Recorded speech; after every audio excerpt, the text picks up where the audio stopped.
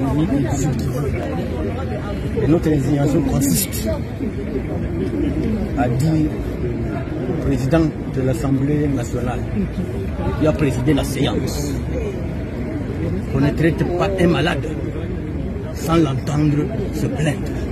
On nous interdit de nous plaindre, nous qui subissons la guerre. Et c'est ici le moment de dire au président de la République. Et il a intérêt de nous écouter pour que cette guerre prenne fin. Si aujourd'hui, vous alliez en Ituri, au Nord Kivu et même au Sud Kivu, vous organisez un référendum par rapport à l'état de siège, 100%, ça sera non à l'état de siège. Mais s'il organise un référendum, fermons les frontières avec le Rwanda, ça sera 100% oui pour la fermeture des frontières avec le Rwanda. Et nous insistons que même dans les négociations qui se tiennent, que ce soit à Luanda, que ce soit à Nairobi ou ailleurs, quand nous voyons les délégués qui nous représentent comme République démocratique du Congo, sans la présence des leaders de l'Ituri, du Nord Kivu ou du Sud Kivu, nous sommes indignés. Et pour mettre fin à ce clivage, nous insistons que dans les jours qui viennent, si on ne nous écoute pas, notre présence ne se justifie plus au sein de cette Assemblée nationale. L'évolution de l'état de siège dans la province du Nord Kivu et de l'Ituri, aujourd'hui les députés nationaux et l'Iti-Kivu montent au créneau et s'opposent fermement à la prorogation de l'état de siège dans ces deux provinces. On en parle ce matin avec Johnny Touali, un journaliste chercheur. Johnny, bonjour et bienvenue sur Gueule Afrique Télévision. Bonjour cher David, bonjour aux nombreux téléspectateurs de Gueule Afrique Télévision. C'est une fois de plus un honneur pour moi justement de me retrouver avec vous sur ces plateaux et de savoir qu'ils sont nombreux en train de nous regarder. Déjà sur ces plateaux de Gueule Afrique, M. Jenny, on en parle ici de l'état de siège dans la province de l'Ituri et de la province du Nord Kivu. Depuis son instauration, vous personnellement aujourd'hui, quelle image vous gardez de l'état de siège? Plus de 3 ans après l'état de siège, tenant compte aussi de sa substance, qui est justement le retour de la paix, qu'on puisse instaurer l'autorité de l'État sur toute l'étendue de la République démocratique du Congo, surtout dans les deux provinces aujourd'hui concernées, entre autres celle du Nord Kivu et la province voisine de l'Ituri. D'abord, l'idée pour le chef de l'État, c'était, il avait constaté justement qu'il y avait beaucoup de défaillances où les groupes armés pourraient naître comme ils veulent et commencer à imposer la loi, faire tout ce qu'ils veulent, imposer des taxes aussi qui n'ont pas de sens à la population. Et c'est comme ça, les coupeurs des routes, beaucoup de choses. Aller à Massissi, il y avait ce genre de situations. Aller à Rutshuru, Beni, avec surtout les phénomènes EDF qui battaient son plein. Vous allez dans la province de l'Ituri avec les histoires des Codeco où on voyait même l'autorité de l'État être défiée. Et là, les chefs de l'État pensaient justement avec l'état des sièges que c'est insalubre, ça va lui permettre justement d'avoir une mainmise sur toutes ces situations. Mais à un certain moment, on peut dire nous sommes allés vite en besogne, parce que moi, personnellement, je ne pensais pas... Nous sommes précipités? Oui, nous sommes précipités, parce que si vous voyez l'esprit, en lisant bien la Constitution, l'état des sièges, c'est la mesure extrême. Donc, il n'y a plus une autre mesure qu'on peut mettre en place à part l'état des sièges. Les gens nous parlent de l'état d'urgence. Oui, l'état d'urgence, on peut le décréter, parce que rappelez-vous de l'état d'urgence sanitaire qui a été décrété pendant la pandémie de Covid-19. Mais l'état des sièges, là, c'est un régime militaire qu'on instaure dans une contrée. C'est comme ça qu'aujourd'hui, nous avons les gouverneurs militaires. Toute l'administration, en principe, devrait être militaire. Mais on est en train de soutirer l'état des sièges de toute sa substance. Entre autres, justement, cette perte que les gens devraient avoir vis-à-vis des militaires. Pendant l'état des sièges, les histoires de détournement, on ne pouvait même pas les voir. Pendant l'état des sièges, les histoires des spoliations, on ne devrait même pas les écouter. Pendant l'état des sièges, des escarmouches, comme nous les attendons à maintes reprises. Chaque jour, il y a des escarmouches. En tout cas, en principe, dans un état de siège, on ne peut pas assister à ce genre de choses. Mais comme aujourd'hui, ça devient un état normal, au lieu qu'il soit un état exceptionnel. Parce que l'état de siège, c'est un état exceptionnel. Donc, dans l'esprit du chef de l'État, tout comme dans l'esprit de cette mesure en soi, on devrait directement instaurer l'état de siège. Et ça ne doit pas durer, en principe. Aujourd'hui, nous sommes au-delà. Bientôt, là, ça va faire 4 ans que la mesure... aujourd'hui. Hein? Oui, on est en train de normaliser, malheureusement. L'état de siège, c'est que nous fustigeons. Et voilà, aujourd'hui, les gens commencent à... Les gens se sont déjà... s'y habituent déjà. Tout le monde trouve ça normal. On trouve ça normal d'être dirigé par des gouverneurs militaires. Nous trouvons normal que les communes soient dirigées par les bourgmestres militaires, les policiers. Et pourtant, vous-même, si on peut parler, parce que je ne parle pas jusque-là, je ne fais pas les bilans de cet état de siège. Je vous parle tout simplement des faits. Oui, aujourd'hui, on est habitué d'être dirigé par les bourgmestres policiers, les maires de villes. Est-ce que vous trouvez ça normal? Et pourtant, même l'administration militaire, en principe, parce qu'on est en train, comme je le disais, on est en train de tirer cet état de siège de sa substance. Ce n'est pas normal même que les gouverneurs puissent avoir des collaborateurs, des conseillers, comme nous le voyons aujourd'hui, des civils. Là, on a même, on a requalifié cet état de siège en mettant les civils aux côtés des gouverneurs. Et voilà aujourd'hui tout ce qui se passe. Le gouverneur, pour la province du Nord Kivu, par exemple, lui, il s'occupe tout simplement de l'administration. Voilà pourquoi nous le voyons dans plusieurs projets de développement, c'est qu'il faut aussi s'allier. Mais dans les opérations militaires, on ne voit plus les gouverneurs, parce qu'il y a quelqu'un d'autre qui est en train de faire les opérations. Et là, il y a quelque chose qui cloche, parce que dans un état de siège, je vous répète, dans un état de siège, c'est inacceptable que les gens viennent, prennent des entités comme ils veulent, que les gens bafouent même certaines décisions de l'autorité. Pendant l'état de siège, ça ne doit pas être les cas. Mais chez nous, c'est ce qui s'est fait. Voilà pourquoi moi, personnellement, j'ai dit, nous ne sommes plus d'accord et c'est inadmissible de considérer ça comme étant un état de siège. Il faut donc trouver un autre qualificatif et non plus un état de siège. Parce que si vous lisez bien la Constitution, et là, vous allez vous rendre compte justement que l'état de siège n'existe pratiquement plus.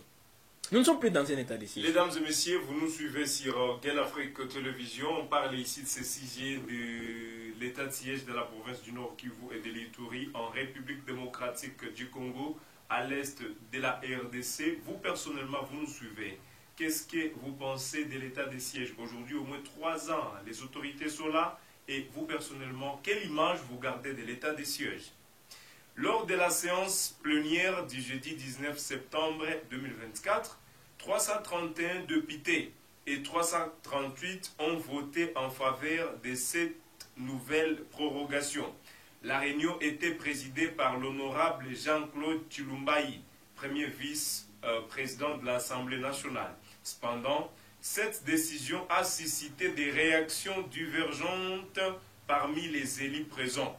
Les députés à désaccord justifiaient leur position pour l'inefficacité de l'état de siège. Ça, c'est un, M. Jenny, qui, selon eux, n'a pas permis de restaurer la paix dans les régions concernées.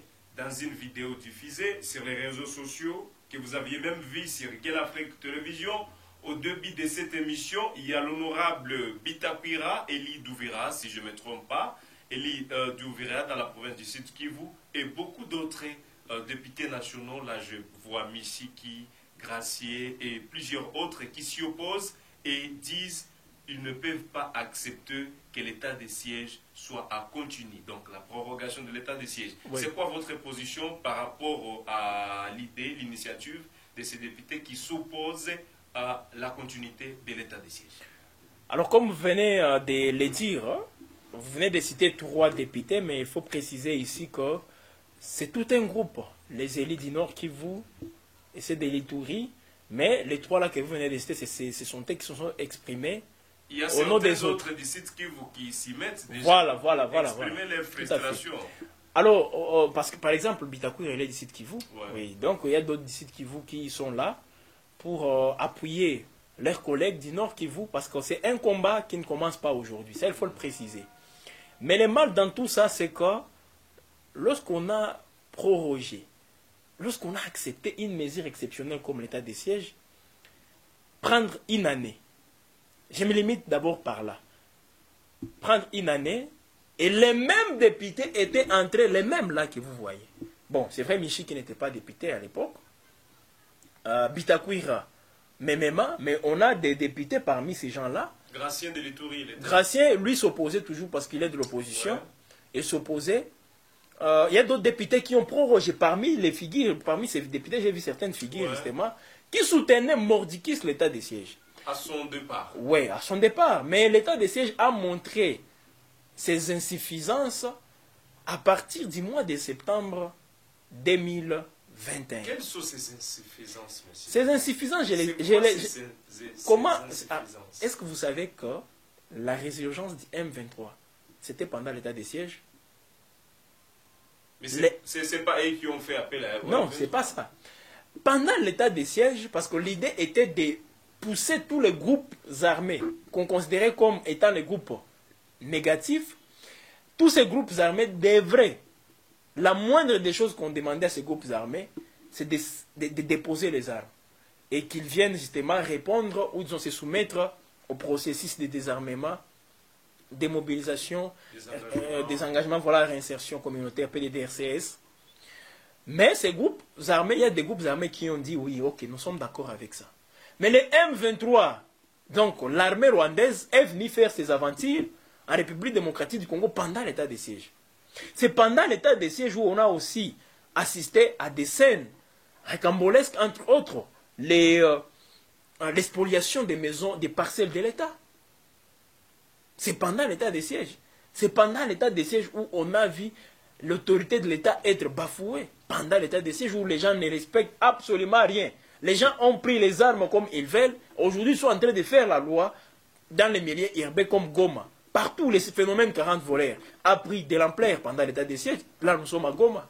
Pendant l'état de siège, voilà les insuffisances de cet état de siège. Et pourtant, nous, on pensait, vous n'arrivez même pas à mettre en échec les civils qui insécurisent la ville de Goma. Comment serez-vous en mesure de chasser toute une armée rwandaise qui est en train de faire les aventures en cause le bilan de l'état de siège, je vois, vous prenez l'ampleur. L'état de siège, d'abord, a échoué. Mais je ne peux pas... À quel niveau? Sécuritaire, développement, parce qu'il faut aussi distinguer les niveaux. Échouer dans son ensemble. Dans l'esprit du chef de l'État, ne vous en faites pas. Il ne faut pas dire que ce sont les militaires qui viennent développer la province du Nord Kivu. Il y avait un gouverneur civil, là nous sommes, je prends l'exemple de la province du Nord Kivu, on avait un gouverneur civil ici, en province du Nord Kivu, qui avait justement donné déjà ces go-là avec le développement. Là, c'est l'actuel ministre du Commerce extérieur, Julien Paluku. Les routes, parce qu'à Goma, il n'y avait pas de routes à l'époque. Les routes que nous voyons. Il y a les partenariats publics-privés qui est entré aussi en scène, mais également le gouvernement provincial qui soutient certaines taxes auprès de la population. Et on a vu où est-ce que toutes ces taxes étaient orientées. On a vu les routes être construites ici à Goma. Beaucoup de choses. Alors, ce n'est pas à dire comme nous sommes dans un état de siège, avec les routes, même les avenues qui sont aujourd'hui pavées, les rues qui sont des rues pavées, ce n'est pas parce que nous sommes dans un état de siège que cela s'est fait. Oui, nous saluons cela sur le plan de développement. Mais nous attendons beaucoup plus de l'état de siège, les retours de la paix. Que la paix revienne, c'est ça que nous attendons beaucoup plus de cet état de siège. Là, j'analyse l'état de siège d'une manière générale. Je ne parle pas de l'état de siège en voyant seulement ces animateurs. Parce que c'est au-delà même de ces animateurs. Ces animateurs sont là parce qu'ils ont été désignés par le président de la République. Peut-être le président de la République, lui, il est convaincu des résultats de cet état de siège. Par exemple, peut-être lui, il reçoit de cet état de siège des choses qu'on ne connaît pas. Peut-être. Mais nous, ce que nous attendons de cet état de siège, c'est la paix. Les retours de la paix sur toute l'étendue de la République démocratique du Congo. C'est ce que nous attendons de cet état de siège. Distinction au niveau des opérations et de l'administration. Non, on ne peut pas faire un distinguo. Non. Parce que quand nous parlons... Lorsqu'on parle déjà que le gouverneur n'a pas les opérations entre ouais, voilà pourquoi j'ai dit les animateurs. Déjà juger les gouverneurs par rapport aux opérations. Non, s'il vous plaît, s'il vous plaît. Veuillez me capter très bien. Quand j'ai dit les gouverneurs, n'est pas les seuls comptables, acteurs justement comptables de cet état de siège, ça veut dire, c'est pas lui le seul animateur. Même le commandant des opérations, ici au Nord Kivu, il fait partie de cet état de siège. Même le commandant des opérations, il fait partie de cet état de siège. Ce n'est pas seulement le gouverneur. Le gouverneur, oui, il est là. Il s'occupe de l'administration, les projets de développement, il est fait. bien ou pas, mais il est en train de les faire quand même. Le chargé des opérations, lui aussi, il a sa part. Et c'est là où nous sommes en train d'échouer. Mais ça ne veut pas dire qu'on va dire l'état de siège, grâce à l'état de siège, on a vu des belles routes à Goma. Non, c'est pas ça.